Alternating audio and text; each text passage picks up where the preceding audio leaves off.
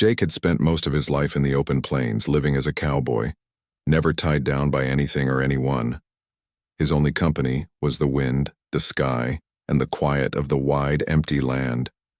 He didn't care much for cities or towns, but sometimes he found himself passing through them, looking for work, or simply to fill his belly and drink a bit of whiskey. That's how he ended up in the small, dusty town on the edge of the frontier, a place few would remember after a week. It was the middle of the afternoon when he rode into town, the sun hanging heavy in the sky. The streets were quiet, with only a few folks sitting on the porch of the saloon, watching the world go by. It wasn't much of a town. The wood buildings were worn and sagging, and the windows were mostly boarded up. The sort of place where nothing new happened and nothing was expected. Jake dismounted from his horse, a tired but faithful animal named Dusty, and tied him to a nearby post. As he walked into the saloon, the door creaked and the eyes of the men inside followed him. He wasn't looking for trouble, but trouble seemed to find him wherever he went. At the bar, an old man who had seen too many years of the same leaned over to Jake. His voice was low, almost a whisper as he spoke. "You interested in a place to stay?" the man asked, nodding toward a dusty street outside. "There's a house for sale. Cheap." Jake looked up. The idea of staying in one place longer than usual didn't sit well with him, but curiosity got the best of him and he raised an eyebrow. "What kind of house?" he asked. The old man's eyes narrowed and he leaned in closer. "It's an old place, been empty for years, but it's cursed, they say. Folks who've lived there don't stay long. Bad things happen, but the owner's desperate. He'll let you have it for next to nothing." Jake chuckled. A cursed house? That wasn't something that worried him. He'd seen more than his share of strange things on the trail, and none of them had been as bad as people said. "I'll take a look," he said, deciding that the strange offer was worth investigating. After a few more quiet words with the old man, Jake made his way to the edge of town, where the house stood. It wasn't much to look at. A large, two-story building with a porch that looked like it might collapse at any moment.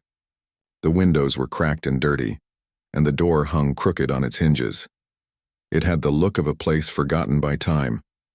Jake stood at the foot of the stairs, staring at the house. There was something about it, something that made the hairs on the back of his neck stand up. The stories about it being cursed seemed far-fetched, but as he looked at it, he couldn't shake the feeling that something wasn't right.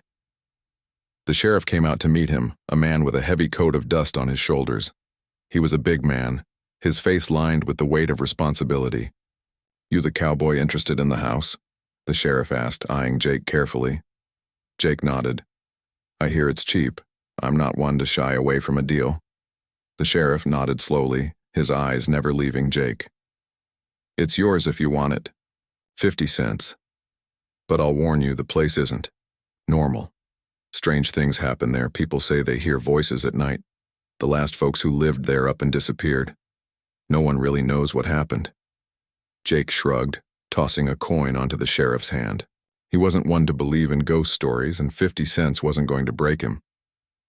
"I'll take my chances," he said, turning toward the house. "Thanks for the deal." The sheriff didn't look happy about the transaction, but he didn't stop him either. Jake didn't care about the warnings. He was used to being alone, used to silence. He'd sleep anywhere as long as it kept him out of the wind.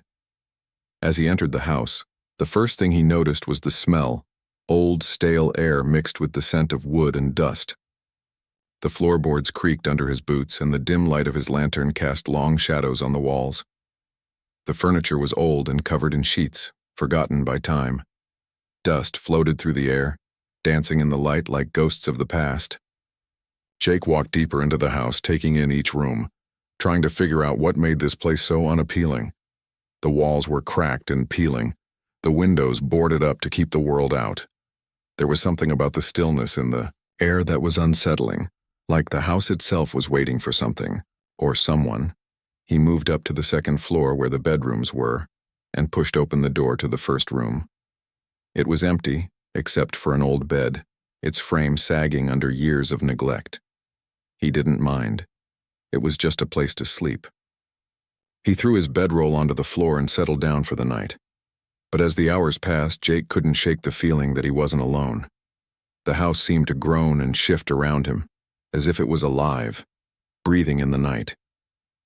He tried to ignore the noise, convinced it was just the old wood settling, but then he heard something else. A soft, rustling sound, like footsteps. Jake's hand went to the knife at his side. He wasn't afraid of much, but there was something about this house that made his skin crawl. The noise stopped and the house went back to its eerie silence. Jake lay back down, trying to shake off the unease. But sleep didn't come easy. The wind howled outside, and in the distance, he thought he heard something whispering, something he couldn't quite understand. The noise faded, but it left a chill in the air that clung to him as he tried to sleep. The house had a way of getting under your skin, making you feel like you were being watched, even when you were alone. Just as Jake was beginning to drift off, a loud bang echoed from downstairs, followed by a voice. It was faint, barely a whisper, but it was enough to wake him. He sat up in bed, his heart racing. The voice was softer now, almost like it was calling his name. The wind picked up again, and Jake knew he wasn't going to get any sleep tonight. Something was wrong with this place, and he couldn't shake the feeling that he had just stepped into a story far stranger than he had ever imagined. The next morning, Jake woke up early, his body stiff from the hard floor. The events of the night before still lingered in his mind. He couldn't explain it, but something about the house unsettled him. It wasn't just the strange noises or the feeling of being watched. It was the way the house seemed to have a life of its own. Jake had spent many nights in places much worse than this, but there was something different about this house. It was as though it was waiting for him to uncover its secrets. Determined to shake off the feeling, Jake decided to take a ride. He saddled up Dusty, his loyal horse, and left the house behind, heading into the open land. The cool morning air hit his face, and the sun, just starting to rise, painted the sky in shades of orange and gold. The landscape was peaceful, but even in the wide open spaces, Jake couldn't seem to forget the strange energy that still clung to him from the house. As he rode along a dirt trail, Jake spotted a figure in the distance, a woman standing by a well, her long dress fluttering in the wind. She was alone, and something about her seemed familiar, though Jake couldn't say why. He reined in Dusty, watching her for a moment before spurring the horse forward. When he reached her, the woman turned, her eyes meeting his. She looked out of place, standing in the middle of nowhere as if she belonged to another time. Her face was pale, and her eyes, though kind, held a sadness Jake couldn't quite place. "Can I help you, miss?" Jake asked, tipping his hat in a gesture of respect. The woman studied him for a moment before speaking. "You're the one who bought the house, aren't you?" Her voice was soft, almost as if she was afraid of saying too much. Jake nodded, surprised that she knew about the house. "I am," he said. "Why? What do you know about it?" She glanced around as if to make sure no one else was listening. Then she spoke, her voice trembling. "That house. It's not just old. It's haunted. It was once my family's home, but I left many years ago.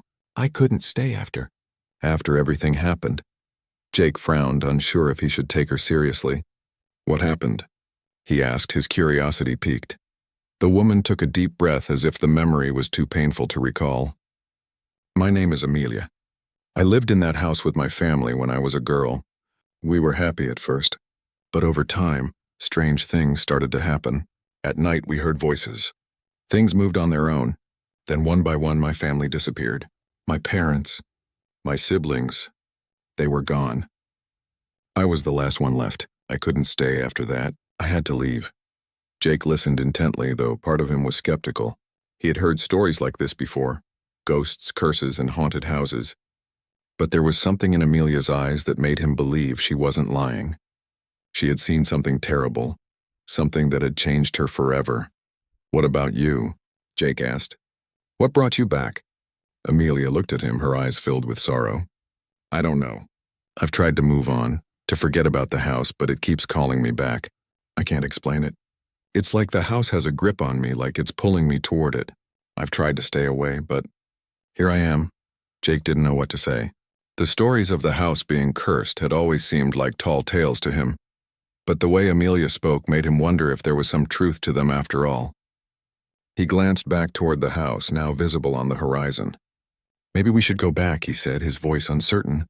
If the house is really causing you so much pain, maybe we can figure out what's going on. Amelia hesitated, then nodded. I think you're right.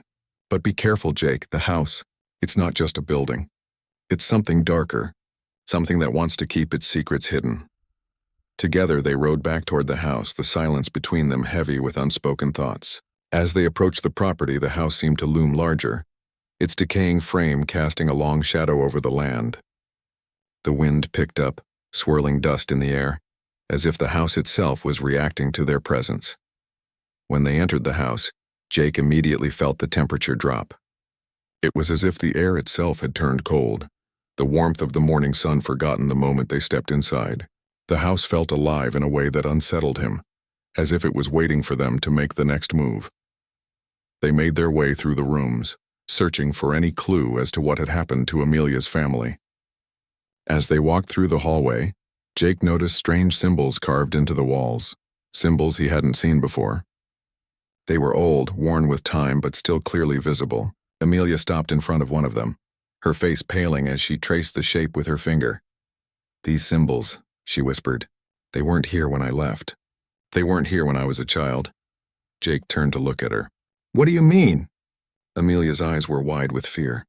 These symbols are part of an ancient ritual, a way to summon spirits. Whoever lived here before us, they must have used these to trap the souls of my family. That's why they never left. They're stuck here. Jake's heart raced as he looked around the room. The air felt thick as if it were pressing in on him.